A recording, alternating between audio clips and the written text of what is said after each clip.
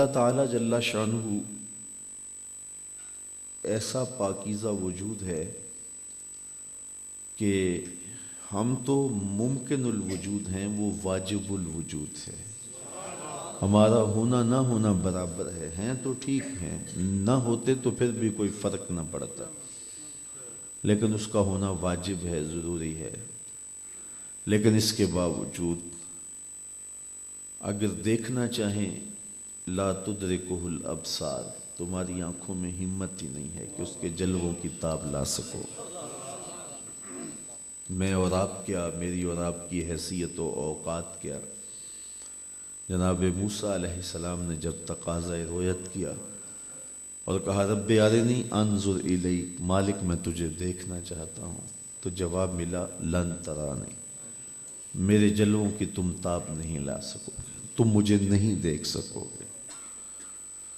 میں ایک یہاں جملہ عرض کرنا چاہتا ہوں آپ کی ضیافت طبع کے لیے۔ حرف ناصب جب مضارع پہ داخل ہوتا ہے تو مستقبل کی ابدی نفی کرتا ہے، تو لن ترانی کا مطلب ہوا کہ اے موسیٰ تم مجھے کبھی بھی نہیں دیکھ سکو گے، جبکہ عقیدہ یہ نہیں ہے۔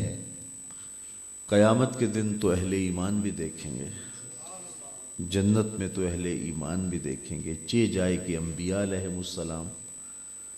تو لن ترانی سے مستقبل کی ابدی نفی کر دی گئی، جبکہ عقیدہ یہ ہے کہ قیامت کے روز چہرے دیدار الہی سے تر و تازہ ہوں گے، اور جنت میں اہل جنت کے لیے سب سے بڑی دولت جو انہیں دی جائے گی وہ دیدار الہی ہوگا۔ اس دنیا پر سب سے بڑی دولت جو عطا کی گئی ہے حضرت انسان کو وہ ایمان کی دولت ہے، اور قیامت کے دن سب سے بڑی جو دولت دی جائے گی وہ دیدار الہی ہوگا۔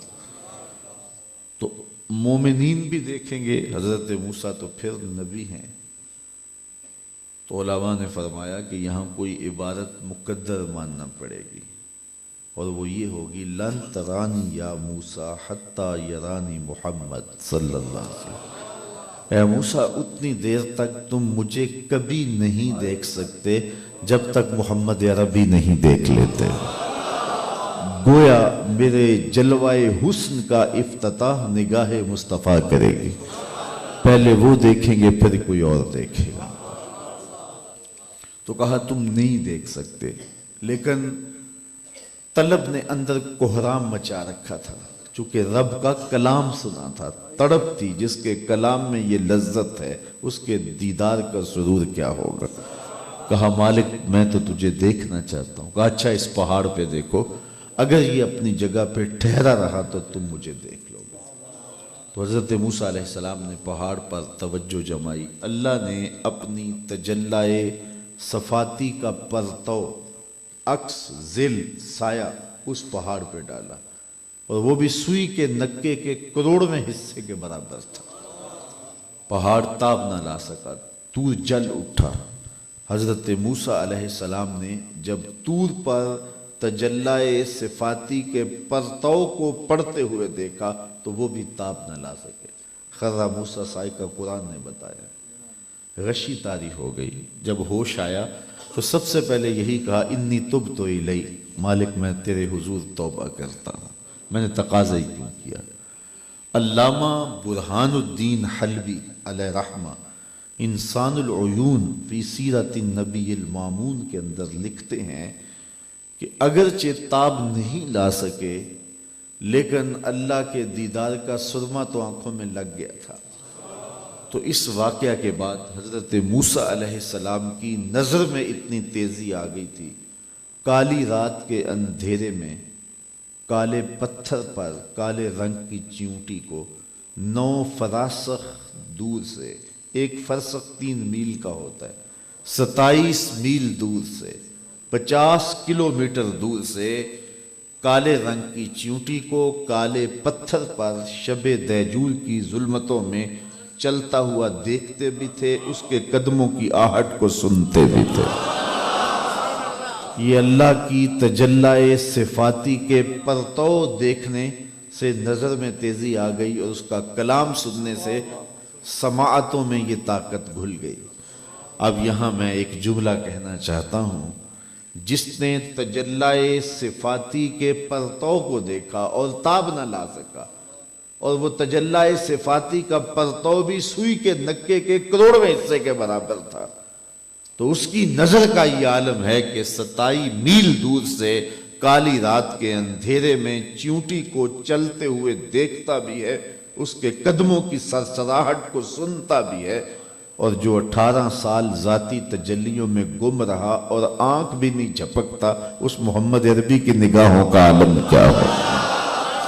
اسی لیے فرمایا انی ارا ما لا ترون و اسمع ما لا تسمعون، جو میں جانتا ہوں وہ تم نہیں جانتے، اور جو میں دیکھتا ہوں وہ تم، انی ارا جو میں دیکھتا ہوں، ما لا ترون وہ تم نہیں دیکھتے، اور جو میں سنتا ہوں وہ تم نہیں سنتے ہو۔ یہ مصطفیٰ کی نگاہ کا عالم۔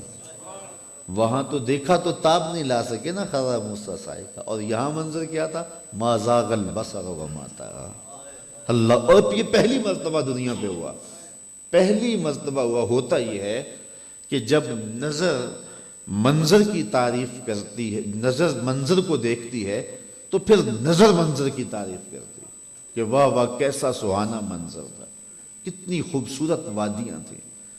وہ مجھے اسرار کر کے قبلہ ڈاکٹر صاحب کے حکم نامے ہوتے ہیں اور رضوی صاحب کے تاکیدی فون ہوتے ہیں، تو مجھے آنا پڑتا ہے، تو پھر مجھے شوق بھی کھینچ لاتا ہے یہاں کی حسین وادیاں دیکھنے کا۔ تو جب واپس پلٹتا ہوں تو میرے بچے میرے اطراف میں بیٹھ جاتے ہیں، تو میں انہیں بتاتا ہوں کہ بیٹو کیا وادیاں تھیں، کیا حسن تھا، پھوٹتے چشمے، بہتی ندیاں اور درختوں کی قطاریں، رنگ و جمال کی کائنات اور موسم کی خنکی اور خوبصورتی اور آنکھ کی طرح بچھی ہوئی جھیلیں، تو منظر کی نظر تعریف کرتی ہے۔ اقبال بھی آیا تھا کسی ایسی وادی میں کشمیر میں ہی، تو واپس کسی نے پوچھا کہ جناب کیا منظر دیکھا، تو اس نے کہا مند خدا را آنجا دیدم بے حجاب، میں اس کے جلوے وہاں بے حجاب دیکھ کے آیا۔ تو ہوتا یہ ہے جب نظر منظر کو دیکھتی ہے تو نظر منظر کی تعریف کرتے، لیکن معراج کی شب پہلی بار ایسا ہوا جب نظر نے اس منظر کو دیکھا تو منظر کہنے لگا ما زاغ البصر وما طغی، کیسی نظر ہے، نہ بھٹکتی ہے نہ بہکتی ہے۔ ہمیشہ نظر نے منظر کی تعریف کی ہے، لیکن وہاں منظر نظر کی تعریف کر رہا تھا۔